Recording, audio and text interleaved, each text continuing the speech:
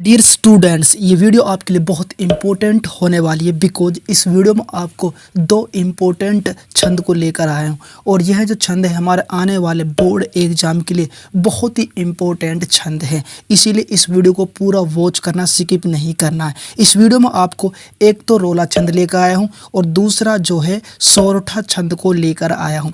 दोनों ही छंद जो हैं हमारे आने वाले बोर्ड एग्जाम के लिए यानी हिंदी के पेपर के लिए बहुत ही इम्पोर्टेंट है। और इन दोनों छंदों की जो परिभाषा है यानी रोला छंद की परिभाषा और सोरठा छंद की परिभाषा, इन दोनों छंदों की जो परिभाषा है इस वीडियो में सरल तरीके से यानी आसान तरीके से इनकी परिभाषा में इस वीडियो में बताऊंगा और आप भी आसान तरीके से इनकी परिभाषा आप दे सकते हैं। सबसे पहले रोला छंद जो बहुत ही इंपॉर्टेंट है, आप खुद भी देख सकते हो कितनी बार यह बोर्ड एग्जाम के पेपर में पूछा जा चुका है। जैसे कि 2010 में, 11 में, 12 में, 13 में, 14 में, इसके अलावा 18 में, 19 में, 20 में, यानी लगभग हर साल यह रोला छंद बोर्ड एग्जाम पेपर में पूछा जाता है और इस बार भी जो है रोला छंद पूछा जा सकता है 100%।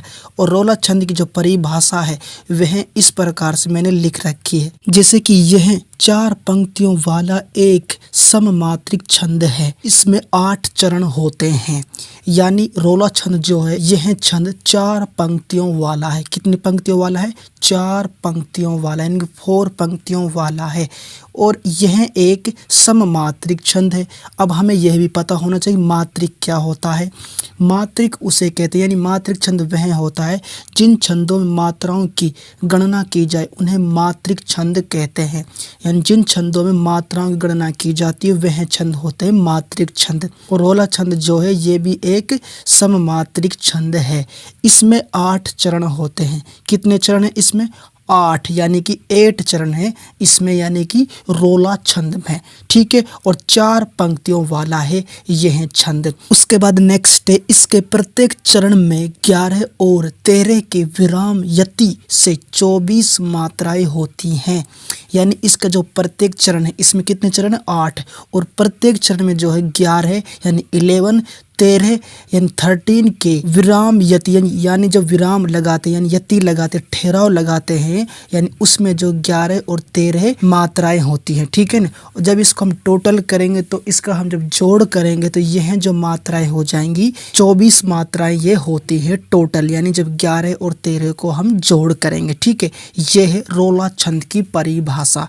अब यहाँ पर हमने परिभाषा तो देख लिया, अब इसके उदाहरण भी हम देखते हैं जो सबसे इम्पोर्टेंट होता है इसको समझने के लिए, यानी रोला छंद को समझने के लिए। और यह उदाहरण बहुत इम्पोर्टेंट है। इस उदाहरण को मैं इस वीडियो में ऊपर नीचे स्क्रॉल कर देता हूं ताकि आप इस उदाहरण को अच्छी तरीके से देख सकें, जो बहुत ही इम्पोर्टेंट उदाहरण है। और इसी उदाहरण के द्वारा हम इस रोला छंद की जो परिभाषा है और स्पष्टीकरण उसको हम अच्छी तरीके से समझेंगे। बट आगे बढ़ने से पहले अगर आपने लघु और गुरु इसको नहीं जानते तो इसका समझ लेना बहुत जरूरी होता है। लघु जो होता है इसके चिन्ह जो होता है वो खड़ी पाई के समान होता है, जैसे कि आप देख रहे आई के समान है, इंग्लिश में आई होती है उसके समान है। आप स्क्रीन पर भी इसको देख सकते हैं, ठीक है। और इसका जो प्रयोग जो होता है ए, छोटे ई, छोटा ऊ, इस तरह के जो वर्ण आते हैं वहां पर इनका प्रयोग होता है। जबकि गुरु जो होता है इनका जो चिन्ह जो होता है वो अस के समान होता है, जैसे कि आप खुद भी देख सकते हैं स्क्रीन पे। गुरु का चिन्ह इस प्रकार से होता है, ठीक है। और इसका जो प्रयोग जो होता है आ, बड़ी ई, बड़ा ऊ, इस तरह के वर्ण जहाँ पर आते हैं वहाँ पर जो है हम गुरु का प्रयोग करते हैं। और लघु का जब हम प्रयोग करेंगे तो वहाँ पर जो है एक मात्रा के लिए इसका प्रयोग करते हैं। जब इसका हम प्रयोग करेंगे तो 1 लिखेंगे, ठीक है। और गुरु का जब हम प्रयोग करेंगे इसका प्रयोग 2 मात्राओं के लिए किया जाता है, यानी जब हम इसका प्रयोग करेंगे तो इसको हम 2 लिखेंगे, ठीक है। इस प्रकार से होते हैं लघु और गुरु, ठीक है। और इन दोनों को समझना हमारे लिए बहुत इंपॉर्टेंट है, इसीलिए मैंने लघु और गुरु यहाँ पर समझाए बिकॉज इसका प्रयोग जो है उदाहरण में इनका प्रयोग होगा, इनका उपयोग होगा लघु और गुरु का, ठीक है। अब हम इसके उदाहरण को समझेंगे। सबसे पहले जो है हमें परिभाषा में जो 4 पंक्तियों वाला है यानी इसको, और 8 चरण होते हैं इसको हम समझेंगे। जैसे कि इसमें सबसे पहले हम गिनेंगे चरण, जैसे यहाँ से लेकर यहाँ तक 1 चरण, यहाँ से लेकर यहाँ तक दूसरा चरण, यहाँ से लेकर यहाँ तक तीसरा, यहाँ तक चौथा, उसके बाद 5वां, उसके बाद 6वां, उसके बाद 7वां, उसके बाद 8वां। ये इसके 8 चरण हैं। अब हम इनके गिनेंगे पंक्तियाँ, जैसे कि 1 2 3 4, ये इसकी 4 पंक्तियां हैं, यानी इसमें 8 चरण और 4 पंक्तियों वाला है यह उदाहरण। इसीलिए यह जो उदाहरण है रोला छंद का उदाहरण है।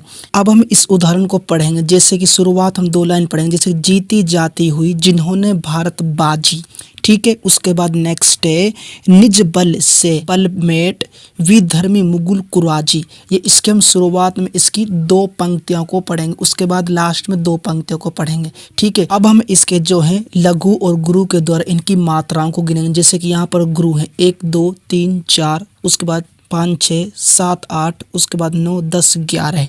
अब यहाँ तक जो है यानी कि पहला जो इसका चरण है इसमें जो है 11 मात्राएं हैं। कितनी मात्राएं हैं? 11 मात्राएं इसके पहले चरण में। दूसरे चरण में 1 2 3 4 5 6 7 8 9 10 11 12 13। दूसरे चरण में इसमें जो है 13 मात्राएं हैं और टोटल ये मात्राएं हो गई हैं 24 मात्राएं, ठीक है ना। यानी इसकी जो पहली पंक्ति में 24 मात्राएं, ठीक है। नेक्स्ट है यानी तीसरा चरण इस प्रकार से 1 2 3 4 5 6 7 8 9 10 11, यानी इसके तीसरे चरण में 11 मात्राएं हैं, ठीक है। उसके बाद चौथा चरण 1 2 3 4 5 6 7 8 9 10 11 12 13 और इसके चौथे चरण में जो 13 मात्राएं हैं, इसीलिए इसकी दूसरी पंक्ति में 24 मात्राएं हैं टोटल, ठीक है ना। और यहाँ तक यह उदाहरण सही है, ठीक है। उसके बाद लास्ट 2 पंक्तियां इस प्रकार, जैसे कि जिनके आगे ठहर सके जंगी ने जहाजी, हैं ये वहीं प्रसिद्ध छत्रपति भूप शिवाजी। अब हमें इन पंक्तियों की जो है मात्राओं की गणना करनी है, ठीक है। और इसका ये 5वां चरण है, जैसे कि 1 2 3 4 5 6 7 8 9 10 11 और इसका 5 चरण में जो है 11 मात्राएं हैं, ठीक है। उसके बाद नेक्स्ट चरण 1 2 3 4 5 6 7 8 9 10 11 12 13 और इसका 5वां चरण में जो है 13 मात्राएं हैं, ठीक है ना। और टोटल ये हो जाएंगी 24 मात्राएं तीसरी पंक्ति में, ठीक है। उसके बाद नेक्स्ट पंक्ति इस प्रकार से, यानी इसका जो है 7वां चरण 1 2, उसके बाद 3 4 5 6 7, उसके बाद 8 9 10 11 और इसका 7वां चरण में जो है 11 मात्राएं हैं। उसके बाद नेक्स्ट इस प्रकार से, जैसे कि 1 2 3 4 5 6 7 8 9 10 11 12 13 और इसके लास्ट चरण 8वें चरण में जो है 13 मात्रा, इसलिए टोटल ये 24 मात्राएं हो चुकी हैं। इसके हर पंक्ति में 24 मात्राएं हैं, ठीक है ना। शुरुआत में जो 11 मात्राएं हैं और लास्ट में जो है 13 मात्राएं हैं, इसलिए टोटल मात्राएं 24 हैं। और जब ये 24 मात्राएं हैं तो यह जो उदाहरण जो है रोला छंद का उदाहरण हो जाता है, बिकॉज रोला छंद जो परिभाषा इसी प्रकार से है, ठीक है ना। और यहाँ पर रोला छंद की जो परिभाषा है सरल तरीके से और आसान तरीके से कंप्लीट करा दी है। उसके बाद नेक्स्ट जो छंद है वह छंद है सोरठा, जो एक इम्पोर्टेंट छंद है। यह भी सोरठा छंद भी जो है बहुत बार जो है बोर्ड एग्जाम में पूछा जा चुका है। आप खुद भी देख सकते हैं कितनी बार, जैसे कि 2009 में, इसके अलावा 10 में, 11 में, 12 में, 13 में, 14 में, 16 में, 18 में, 19 में, 2020 में, यानी लगभग जो है हर साल यह सोरठा छंद पूछा जाता है। इसलिए बहुत ही यानी वेरी वेरी इम्पोर्टेंट छंद है। और इसकी परिभाषा यानी सरल तरीके से आसान तरीके से मैंने इस तरह लिख रखी है, जैसे कि सोरठा अर्धसम मात्रिक छंद है, यानी यह जो छंद जो है अर्धसम मात्रिक छंद है सोरठा, ठीक है। उसके बाद नेक्स्ट है, इसमें 4 चरण है। कितने चरण हैं? 4, यानी 4 चरण है इसमें, जबकि रोला में 8 चरण थे, ठीक है। इसके प्रथम एवं तृतीय चरण में 11-11 मात्राएं तथा द्वितीय और चतुर्थ चरण में 13-13 मात्राएं होती हैं। यानी इसका जो प्रथम और तृतीय चरण यानी कि पहला और तीसरा चरण में जो है 11-11 मात्राएं होती हैं, ठीक है, क्लियर यहाँ तक। जबकि द्वितीय और चतुर्थ चरण में दूसरा और चौथा चरण में जो है इसके 13-13 मात्राएं होती हैं सोरठा छंद में, ठीक है। पहला और तृतीय में तो 11-11, द्वितीय और चतुर्थ में जो 13-13 मात्राएं होती हैं, ठीक है, यहाँ तक क्लियर। उसके बाद नेक्स्ट जो इस प्रकार से, जैसे कि पहले और तीसरे चरण के अंत में गुरु लघु आते हैं और कहीं कहीं तुक भी मिलती है। यानी पहले और जो तीसरा जो चरण है इसके अंत में यानी इसके लास्ट में जो है गुरु इसके अलावा लघु आते हैं, यानी इसको हम लगाते हैं सोरठा छंद में, और कहीं कहीं पर तुक भी मिलती है।